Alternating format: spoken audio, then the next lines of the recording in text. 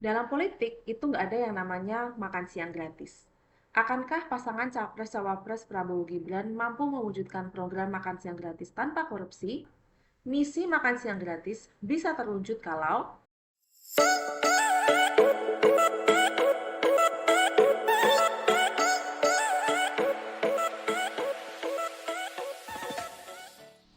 Hai Pakai Badis, ketemu lagi dengan Kalista di channel kesayangan kita semua di Far Capital Indonesia. Seperti biasa, kita akan membahas hal-hal yang berbau dengan finance, khususnya karena ini adalah bulan politik, kita akan sedikit nyerempet-rempet ke politik nih Pakai Badis.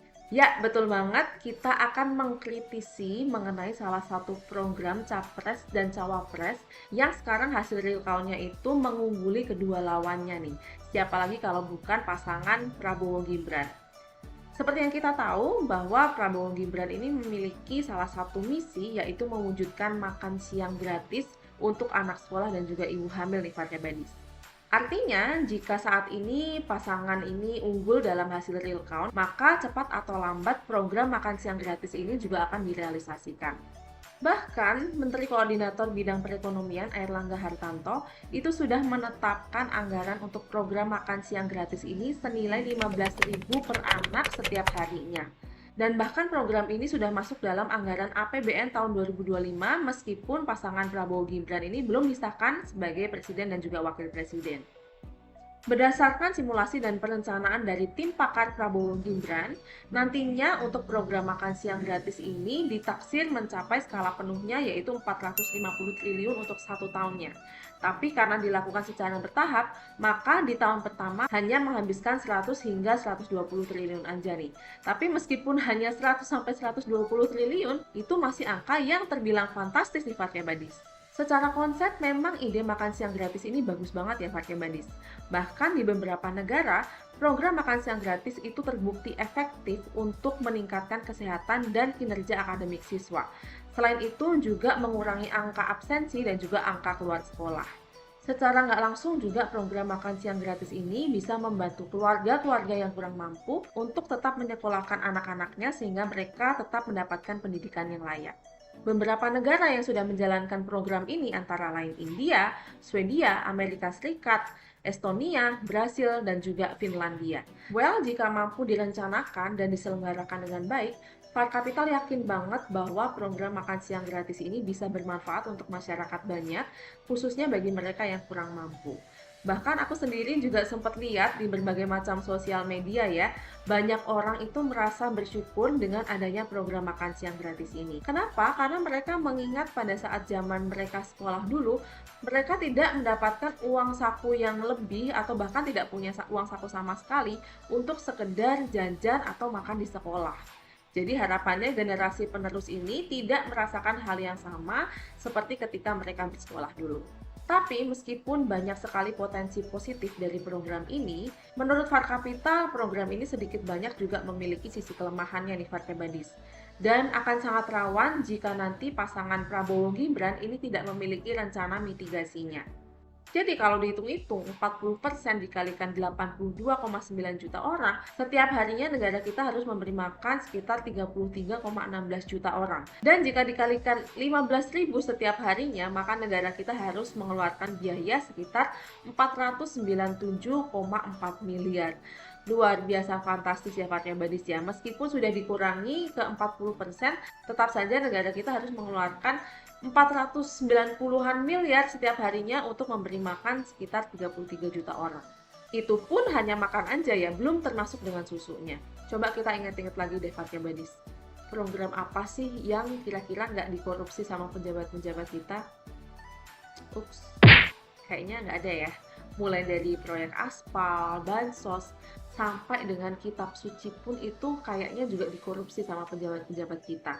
Nah, nggak menutup kemungkinan bahwa jelek-jeleknya nanti akan ada oknum-oknum yang akan memanfaatkan program makan siang gratis ini untuk mencari vendor yang lebih murah nih Fatya Badis. Jadi kalau sekarang targetnya 15.000, bisa jadi mereka mencari vendor yang harganya hanya 10.000 aja nih Fatya Badis. Coba bayangkan 5.000-nya kalau dikalikan 33 juta. Udah berapa tuh yang bisa mereka dapatkan setiap harinya?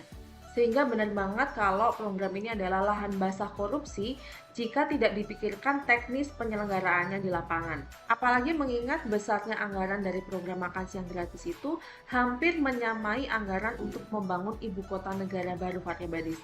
Jadi kalau dipikir-pikir anggaran selama 5 tahun nanti itu bisa membangun berapa IKN? Mungkin bisa 3 atau 4 IKN yang berhasil dibangun jika kita menggunakan anggaran tersebut. Nah, kalau proyek IKN aja saat ini kita masih ngos-ngosan, lalu dari mana kita akan mendapatkan anggaran untuk mewujudkan program makan siang gratis ini, Fathia Badis? Menurut anggota Dewan Pakar TKN Prabowo Gibran Derajat Wibowo, mereka akan mendapatkan sumber pendanaan atau pohon duit untuk bisa mendanai program ini. But again, we think there is no freelance ya. Jadi akan ada harga yang harus dibayar di mana nantinya mungkin akan ada revisi peraturan, kemudian akan ada kenaikan pajak dan lain sebagainya. Dan lagi jika nanti memang pohon duit ini ternyata tidak mampu mendanai program makan siang gratis, maka siap-siap aja nih Indonesia harus mengalami pembengkakan hutang yang diakibatkan terlalu maksain untuk mewujudkan program ini. Dan apabila KPK belum diperkuat seperti sebelumnya, dan upaya untuk memiskinkan koruptor dengan UU perampasan aset ini masih sangat lemah, bersiaplah proyek ini akan menjadi bancakan korupsi oknum pemerintah dan tingkat kemiskinan pun akan semakin tinggi.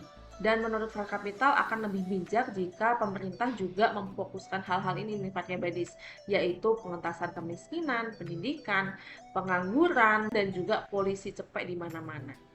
Oke, katakanlah kita masih berprasangka baik nih dengan program ini. Maka hal pertama yang harus kita lakukan adalah mengembalikan kekuatan dan posisi KPK seperti dulu. Caranya apa? Caranya adalah dengan mendorong KPK untuk menjadi lebih independen dengan merekrut anggota-anggota yang non-ASN, Fathia Badis. Jadi mereka bisa merekrut anggota-anggotanya secara mandiri tanpa adanya pengaruh pemerintah ataupun oknum-oknum tertentu. Kemudian yang kedua adalah dengan mengesahkan undang-undang perampasan aset koruptor yang saat ini masih dalam draft rancangan undang-undang saja. Nah, kalau misalkan hal-hal tadi dipenuhi, maka KPK bisa berfungsi baik sebagai alat untuk menjamin keberlangsungan program makan siang gratis ini tanpa adanya intervensi dari oknum-oknum dengan kepentingan tertentu.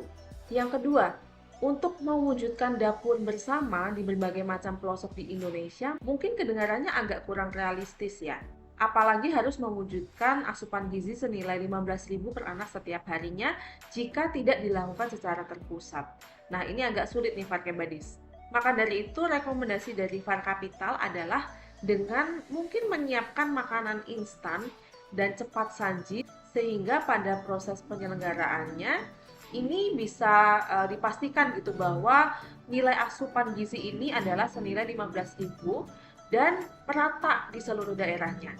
Nah, mungkin pemerintah bisa mempertimbangkan untuk bekerja sama dengan berbagai perusahaan makanan yang besar seperti Indofood, Mayora, dan lain sebagainya untuk menyiapkan makanan instan dan cepat saji ini, Fathia Badis. Jadi pada saat penyelenggaraannya mungkin bisa langsung dipanaskan dan langsung bisa dikonsumsi oleh anak-anak Indonesia secara merata. Selain dari proses produksinya yang cepat dan harganya terjamin, untuk proses distribusinya pun akan bisa lebih efisien dan nantinya bisa disimpan dalam waktu yang cukup lama. Ketiga yang menjadi harapan dari Far Capital sendiri adalah nantinya pemerintahan baru di bawah Prabowo Gibran ini bisa membentuk satu badan khusus yang memang berfungsi untuk mengawasi distribusinya makan siang gratis ini secara merata sehingga tidak ada oknum-oknum yang akan memainkan program makan siang gratis ini. Oke, segitu dulu pendapat dari Far Capital. Dan kalau menurut Fathia Badis sendiri gimana nih? Apakah nantinya program makan siang gratis ini bisa berjalan dengan baik? Atau mungkin sama yang kayak tadi aku bilang ya, akan sangat rawan dikorupsi atau mungkin ada kendala-kendala lain di lapangan? Akankah kebijakan ini masuk akal atau enggak? Coba tulis di kolom komentar ya. And finally, don't forget to like and subscribe YouTube channel ini supaya nanti kalian nggak ketinggalan informasi dan pembahasan menarik lainnya mengenai dunia finance, investasi, dan juga properti. Oke, Kalista pamit dulu ya Fathia Badis. Thank you for watching. See you in the next video. Bye-bye!